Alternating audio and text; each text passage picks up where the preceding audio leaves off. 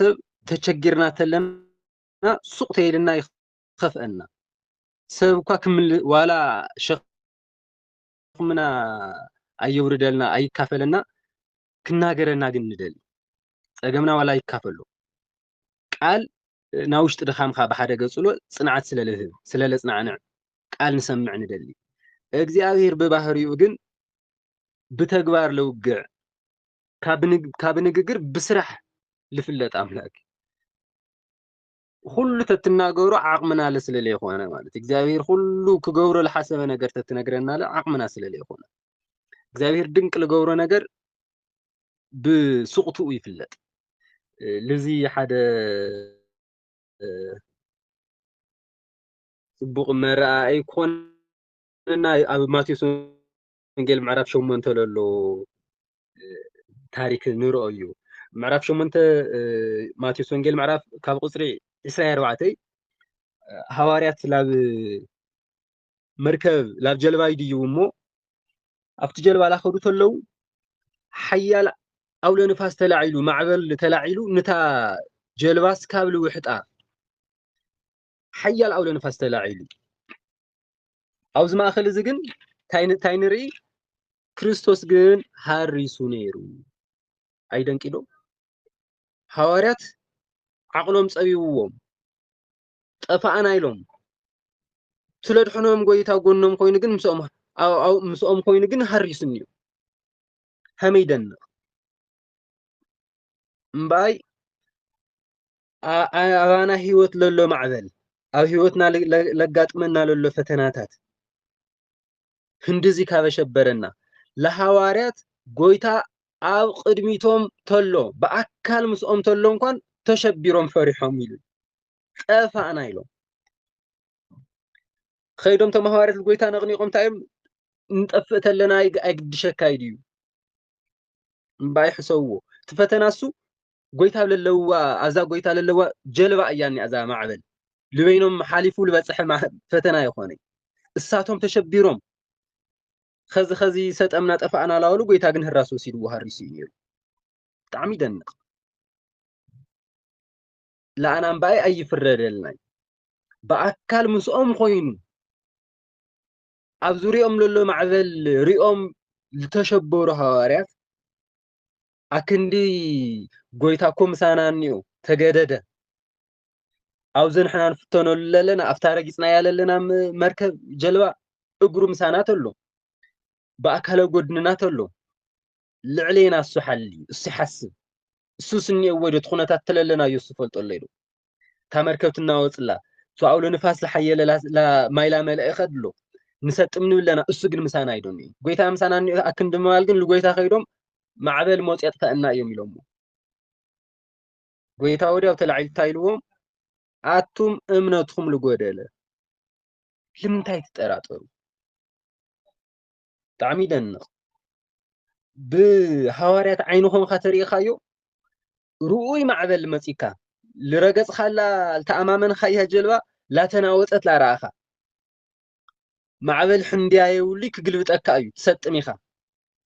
ኣብ ጫፍ ጥፍኣታ ምልወጽሕ ለው ይርእዎ ኣለዉ ትኹነታቱ መእመኒ እዩ መሸበሪ እዩ ጎይታ ልናገረሎ ቃል ግን እንታይ እዩ ኣቱም እምነት ልጎደለኩም ስለምንታይ ትጠራጠሩ ብሓቂ እሳቶም በአካል ምስኦም ለሎ ጎይታ ኣክንዲ ምርኣይ ፈተና ሪኦም ድሕር ተሸቢሮም ድሕር ተጠራጢሮም እንድሕር ተወቂሶም ላባና ህይወት ለሐቂ እዩ ነገር ግን ክርስትና ናታ ይልብል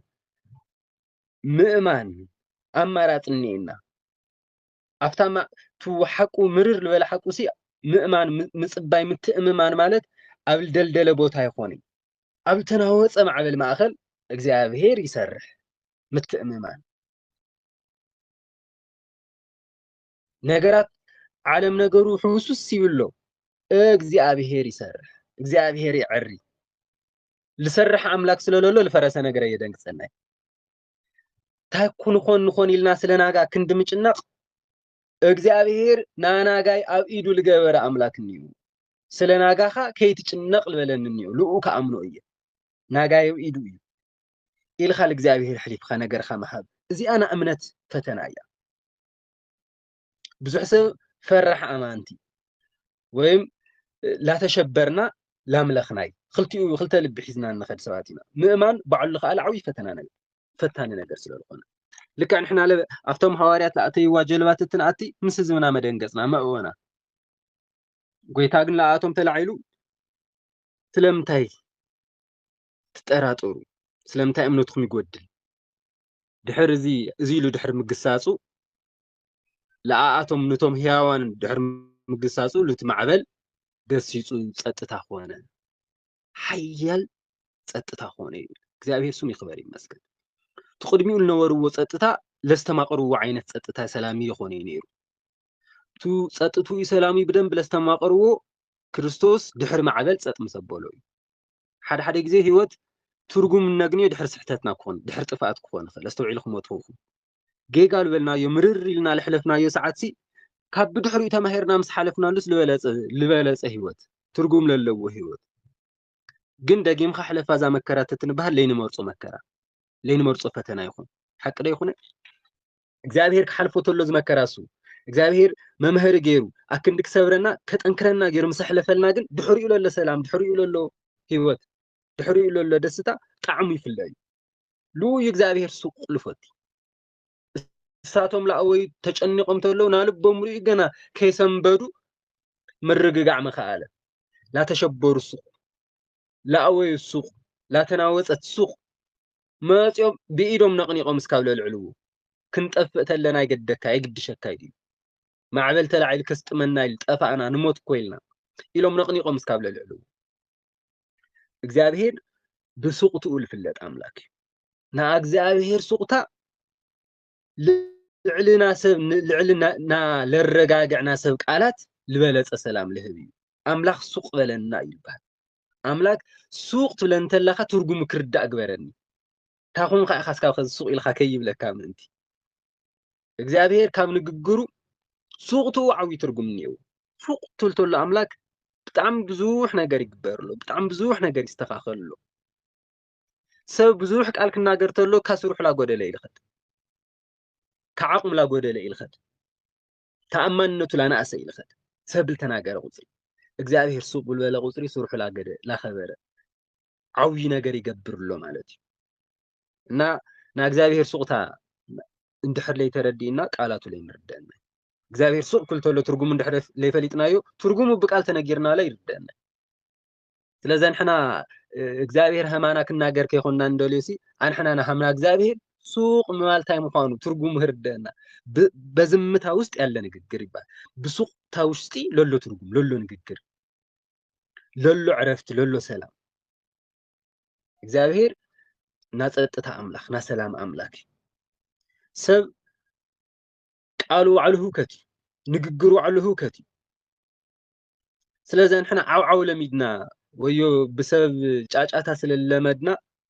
ሁሉ ነገር ብንግግር ይናል መስለና ሁሉ ነገር ብንግግር ልትርጎም ይልመስለና ለሆም ኢና እግዚአብሔር ለምታይ ሱቅ ትብለን ዝኹል ላይ ጠይቀ ዝኹል ላይ ሱቅ ኢልኻኒ ሱቅ ኢልናኒ ማለት ምልሰልናሎ ማለት ልምልሰልናሎ መልስ ግን ሱቅታ ስለልኾነ ይተረደነ ቋንቋ ይፈለጥና እዩ ስለዚህ እግዚአብሔርና ሰላም ቋንቋ ታዩና ንብለና ዝምቱ ሱቅቱ እግዚአብሔር ስሙ ይኽበር ይመስገን ኃጢአት ንሰርሕ ተለና ልናገር ትትኾን ሀሜልና መኻአልና እዩ ዮሐንስ ወንጌል ምዕራፍ 8 ለሎ ናታ ላዘሙ ተገንያ ተባሃለት ፈሪሳውያን አስኡን ተአኪዮም ሒዞም ዋልመፁ ኣብ ቅድሚ ክርስቶስ በፂሖም እሶም ልፈተና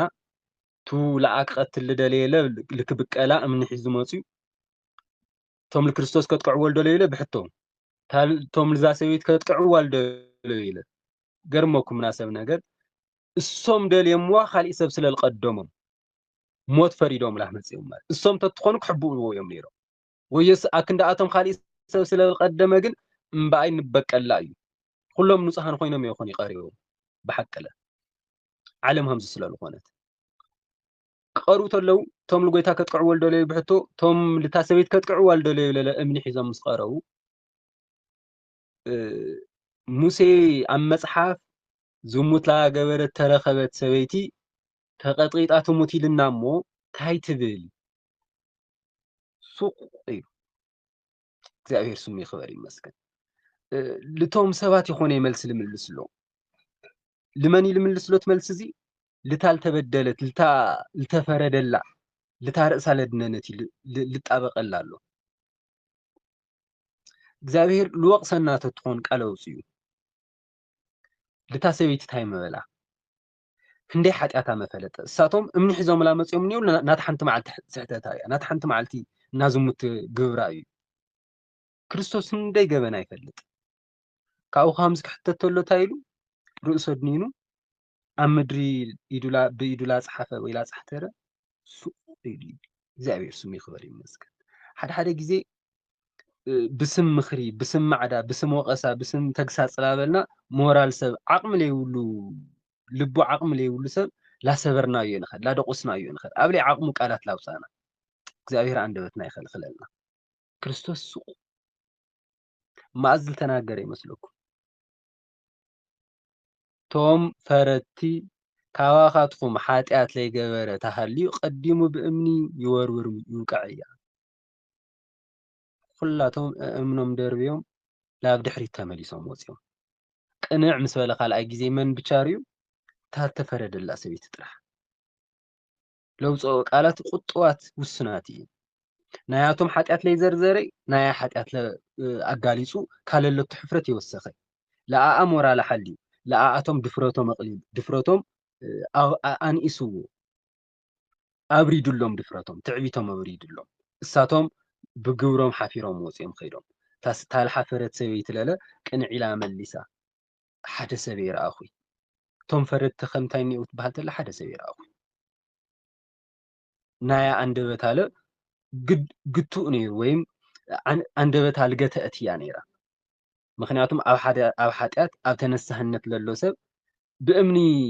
ትቀጥቀጥ ተትብል ክርስቶስ ኣሜን ኢላ ትቕበል ነፍሲ እያ ነይራ እግዚኣብሔር ከም ዝልበለ ልቢ ይደሊ እግዚኣብሔር ንሓጢኣት ይኾነ ልጣበቕሎ ዝሙት ፈፂማ ስለ ልመፀት ይኾነ ልጣበቐላ ኣሎ ልተነሳህ ልቢ ግን ክርስቶስ ኩል ግዜ ምስ ተነሳህቲ ልቦም ምስ ልተሰበረ ከም እንታይ ኢና ንሪኦ እዚኣቶም ዓቕሚ ከም ልሰኣነ ህፃን ልመኑ ግን ዓቕሚ ለይብሉ ሰብ ምስ ሓደ ሓያል ክገጥም ተሎ እቲ ዓቕሚ ለይብሉ ክሕዝነና ልኽእል ጥቑዕ እዩ እሱ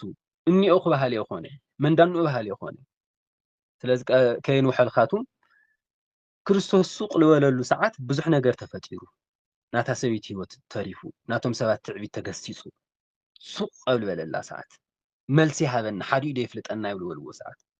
ካልኣይ ኣትሪሮም ካልኣይ ምስ ጠየቕዎ እዩ ካባኻትኩም ሓጢኣት ለይገበረት ሃልዩ ቀዲሙ እምኒ ይወርውረላ እግዚአብሔር ስሙ ይኽበር ይመስገን ልታ ሰበይቲ ለውፅኦ ቃልና መጨረሻ እንታይ ነይሩ በይና እያ ተሪፋ ሰብ ኣብይና እኒታ እዩ ፍቅርና ፅልናይ ኣብ ማሕበራዊ ህዝቢ ኣብ ማእኸል ኣብ ኣደባባይ ላገበርና እዩ ሰብ ትፋተለ ኣብ ኣደባባይ ትፃላል ኣብ ኣደባባይ ለመንፈሳውነት ርክብ ባህል ኳሲ ምስጋና ኣብ ኣደባባይ ገበርዎ ተግሳፅ ናብ ውሽጢ ገበና ግን ልበይኑ ገበርዎ ላተሃለ ሰብ ስካብ ልምከር ክርስቶስ ልበይና ምሰግና ያኸታ ይበለ ተግሳፃት ደምፀ ልቦና ኣርእይዎ ስለልኾነ ተሰይሩ ርእይዎ ስለልኾነ ልፅግን ቃል ተናጊሩ ኣነ ለይፈርደልኺ ብሰላም ክዲ ደጊምካ ሓጢኣት ይትስርሕ እግዚኣብሔር ስሙ ይኽበር ይመስገን እዚ ቃል እዚ ሂወታ ይቕይር ናታ ሰበይቲ